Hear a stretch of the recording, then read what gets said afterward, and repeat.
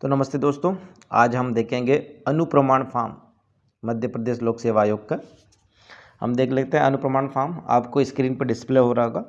सबसे पहले पे आप देख सकते हैं आवेदन क्रमांक। आपको यहाँ पे आवेदन क्रमांक लिखना है। ये मेरा आवेदन क्रमांक है क्योंकि उस समय प्री के साथ मेंस भी होता था, लेकिन आप लोगों के एडमिट कार्ड में एसीएस और उसके बाद आपका क्रमांक लिखा होगा, वो लिखना आप ध्यान करके विशेष लिखिए। उसके नीचे देखिए पंजीयन क्रमांक या रोल नंबर। यहाँ पे मैंने अपना रोल नंबर लिखा है। नीचे आप देखिए आवेदन क्रमांक पुनः एक बार मंगाए तो आवेदन क्रमांक लिखा है। फिर है परीक्षा का नाम, तो आप सभी को पता है परीक्षा का नाम क्या है, राज्य अभियांत्रिकी सेवा परीक्षा 2021।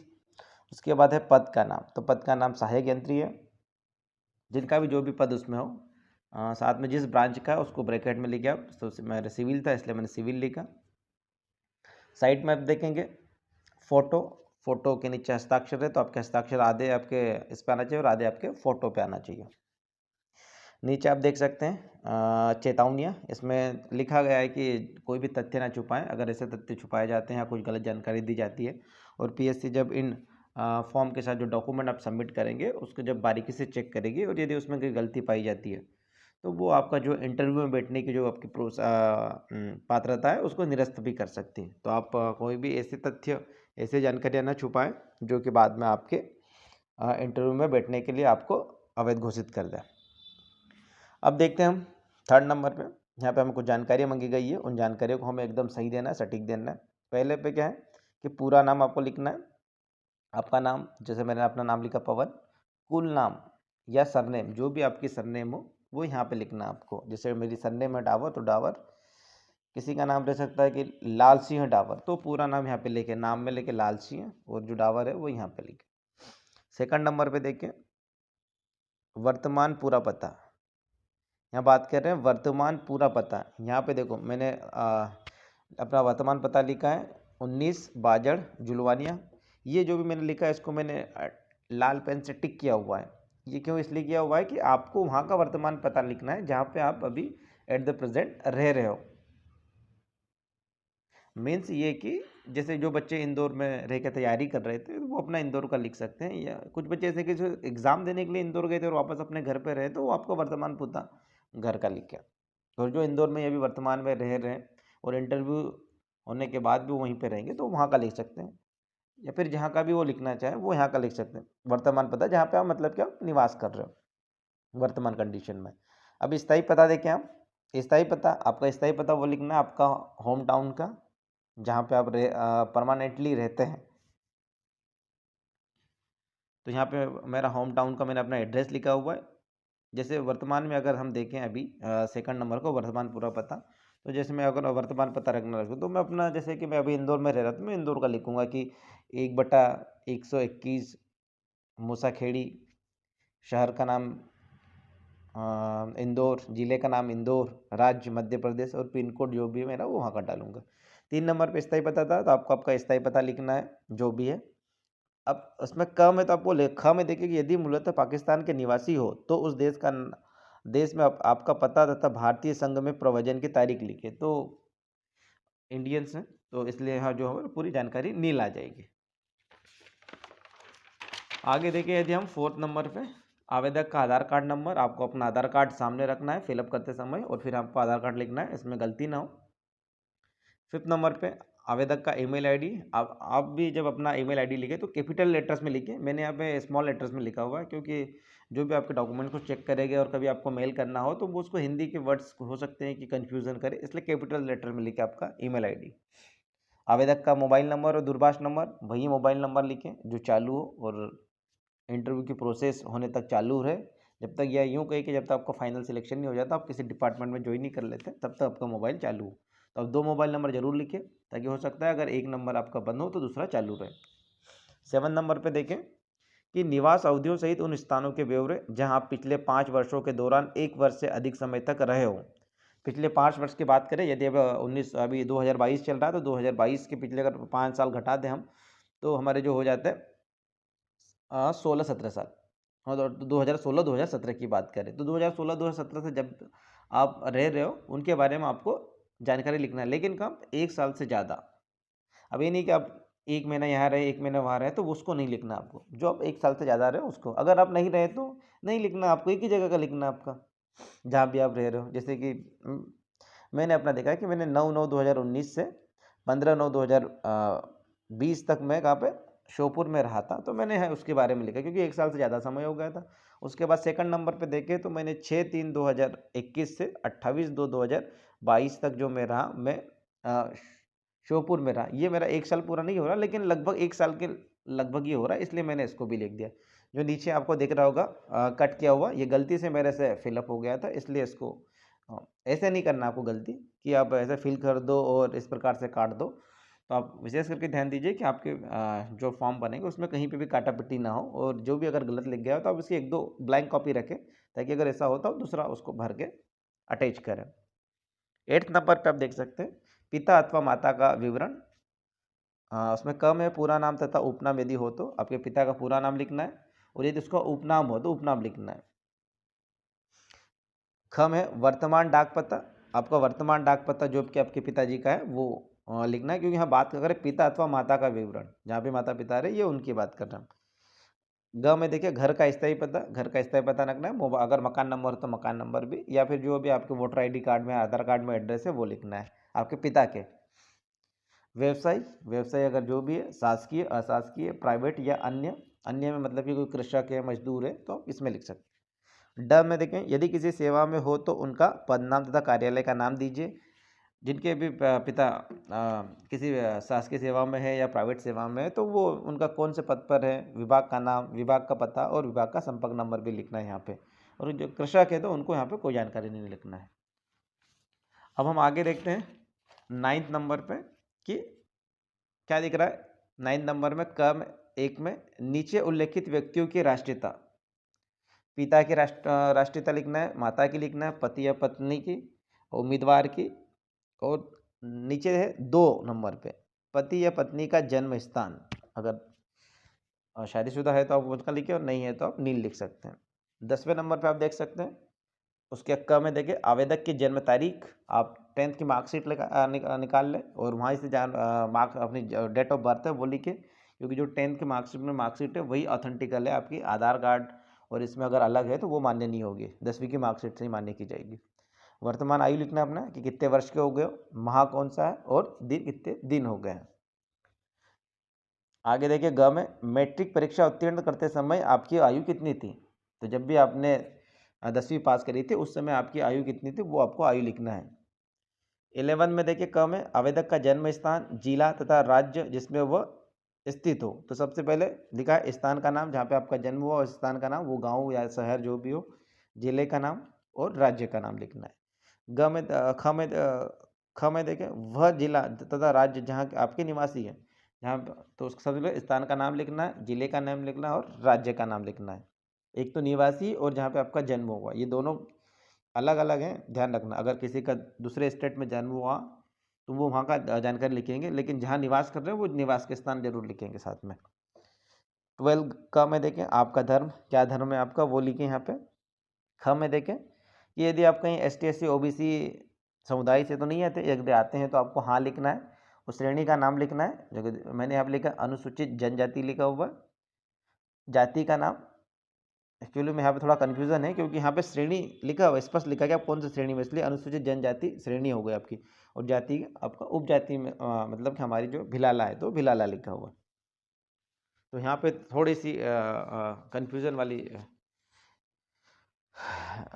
चीज़ है, तो इसको ध्यान रखिएगा और ध्यान से फिलअप कीजिएगा। श्रेणी यहाँ पे कैटेगरी को बता रहे हैं वो।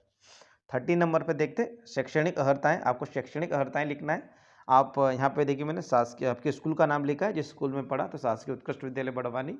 कब से मैंने कब प्रवेश लिया था और कब मैंने शाला छोड़ी वो आपकी मार्कशीट में होगा, जो भी मार्कशीट में है वहाँ से आप लिख सकते हैं। परीक्षा उत्तीर्ण, आपका प्रमाण पत्र क्रमांक या आपके अंक सूची में आपका रोल नंबर होगा या अंक सूची क्रमांक होगा, वो आपको लिखना है, जो भी तीनों में से आप लिख सकते हैं।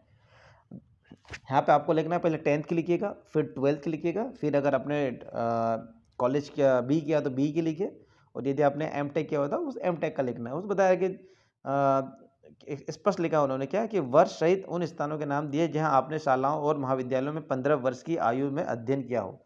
मतलब कि 15 वर्ष की आयु से आप अध्ययन किया हुआ है, उन सभी कॉलेज या स्थानों के नाम लिखने।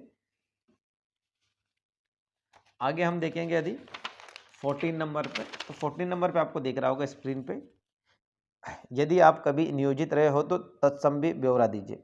यदि आप किसी कार्यालय में या किसी विभाग में या कहीं पे भी आप सेवा में हो तो उसके बारे में आपको जानकारी देना है। कौन कौन से हो? केंद्र या राज्य सरकार के शासकीय हो, अर्धशासकीय हो, निकाय हो, स्वयं शासी निकाय हो, सार्वजनिक या किसी गैर सरकारी उपक्रम या संस्था के अंतर्गत कार्य कर रहे हो। मतलब कि एनजीओ में भी आप कार्य कर रहे हो तो फिर भी आप इसमें यहाँ पे जानकारी लिखना है, आपको डिटेल जानकारी देना है। देखिए क्या क्या भरना आपको, धारित पद का नाम या कार्य का स्वरूप या परिलब्धियाँ। धारित पद का नाम देखे तो यदि मेरा माने तो मैं देखे तो मैं सब इंजीनियर था, उसको हिंदी में उपयंत्री कहते हैं, सिविल से था। कब से कब तक था वो अवधि लिखना है। और नियोक्ता का पूरा नाम, नियोक्ता का पूरा नाम मतलब जिस कार्यालय में आप पदस्थ हो और जिसने भी आपको ज्वाइनिंग आदेश दिया हो वो आपका नियोक्ता होता है।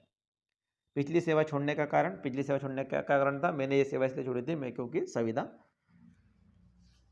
की नौकरी थी मेरी। अगला देखिए उपयंत्री सिविल, पुनः मैं सब इंजीनियर था। 2021 से 2022 की बात करें, कहाँ पे था मैं? कार्यालय महाप्रबंधक PIU अलीराजपुर में था। ईमेल एड्रेस आपको लिखना है और आपको मोबाइल नंबर लिखना है वहाँ का। और ये सेवा छोड़ने का कारण क्या था कि मेरा PSC में चयन हो गया था इंटरव्यू के लिए, या PSC में चयन प्रगति रहते, इस वजह से इसके लिए मैंने वहाँ पे आवेदन दिया है। या फिर मेरा अगर किसी और सेवा में चयन हो गया तो मैं उसको छोड़ने का वो लिखूँगा। 15 नंबर पे देखिए, क्या आप पिछली सेवा किन्हीं नियमों के अधीन 1 महीने का नोटिस देकर यदि सेवा छोड़ी हो तो, या कोई हमें कार्रवाई हो आपके विरुद्ध तो ऐसा नहीं है, तो मैंने नहीं लिखा हुआ। ये पुलिस से संबंधित है 16 पॉइंट पूरा, तो इसमें सारा मैंने लिखा है। क्या आप कभी गिरफ्तार किए गए हैं? नहीं। यदि किया जाता तो मैं हाँ लिखता। क्या आप पर कभी मुकदमा चलाया गया है? यदि किसी पर मुकदमा चलता तो वो हाँ लिखे, तथ्य न छुपाएं।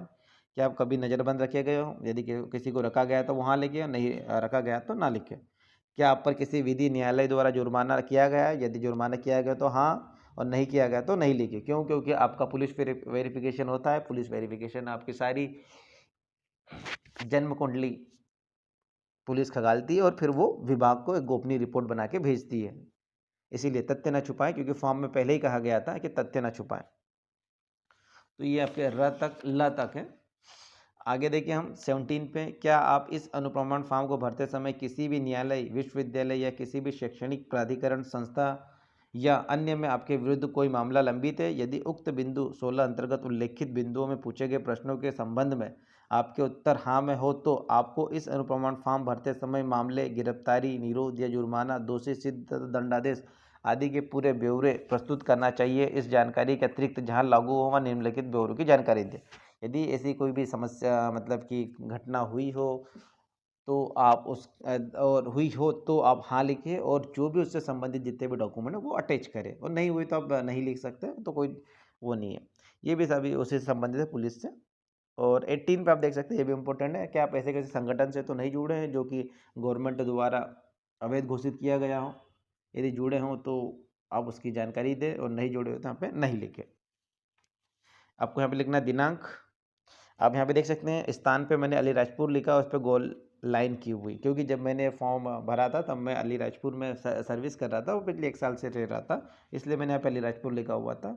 ऐसा नहीं है कि अभी मैं घर पे आ गया और मैं घर से फॉर्म भर रहा हूँ तो मैं घर का लिख दूँ, ऐसा नहीं है। आप वहाँ का लिखिएगा, ज़्यादा बेटर रहेगा, क्योंकि आप फॉर्म भरने के बाद फॉर्म जमा करने के बाद वापस सेवा में जाएंगे वहाँ पे, या फिर जो भी आप जहाँ पे रेसिडेंस है वहाँ का से आप जाएंगे तो वो लिखें। और जो इंदौर में रह रहे हैं और कोई सेवा में नहीं करते, तैयारी कर रहे थे, वो अपना इंदौर का लिख सकते हैं। उम्मीदवार का हस्ताक्षर, यहाँ पे हस्ताक्षर लिखना है और नीचे साइन करना है आपको। उम्मीदवार का नाम या हिंदी में भी लिख सकते हो, इंग्लिश में भी लिख सकते हो। इंग्लिश में लिखे तो आप कैपिटल लेटर्स में अवश्य लिखें, इस चीज़ का विशेष ध्यान दें।